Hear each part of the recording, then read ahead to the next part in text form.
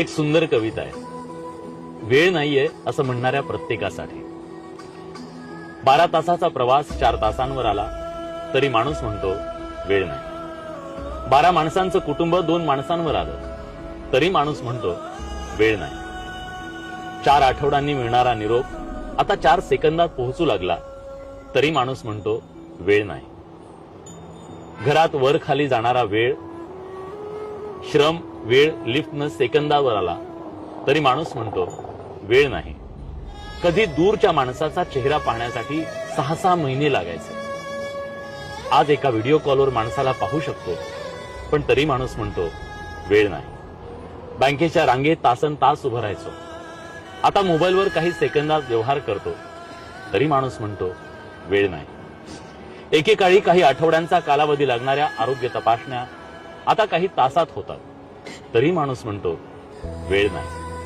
ऍक्टिव्हा चालवताना एका हातात हँडल, दुसऱ्या हातात मोबाईल, कारण थांबून बोलायला वेळ नाही. ट्रॅफिक जाम झाला की 2 लेन ओलांडून तिसरी आपण तयार करतो, कारण वेळ नाही.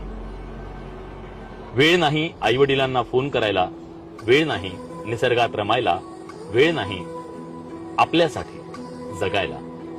पण वेळ IPL साठी आहे, नेटफ्लिक्स साठी आहे, सटरफटर रील्स साठी आहे, राजकारण्यांवर भरघोस चर्चा करायला आहे, पण स्वतःसाठी मात्र नाहीये. जग सोपं झालं, गती वाढली, तंत्रज्ञान जवळ आलं, अंतरं संपली, सोयी वाढल्या, संधी वाढल्या, पण माणूस वेळ नाही म्हणून स्वतःपासून दूर गेलाय.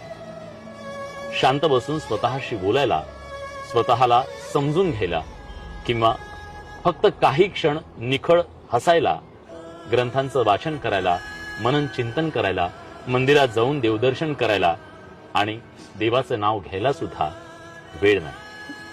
आणि मग एक दिवस वेळ निघून जाते, शेवटच्या क्षणी कळतं वेळ होता. पण आपण वेळ नाही असं म्हणत जगायला विसरलो होतो. म्हणून आजच ठरवा, स्वतःसाठी थोडा वेळ राखून ठेवा, नात्यांसाठी थोडा वेळ देऊन बघा, मनासाठी, शांतीसाठी, आयुष्याच्या गाभ्यासाठी थोडा वेळ जगून घ्या. कारण वेळ नाही हे सत्य नाही, ते फक्त एक कारण आहे मित्र.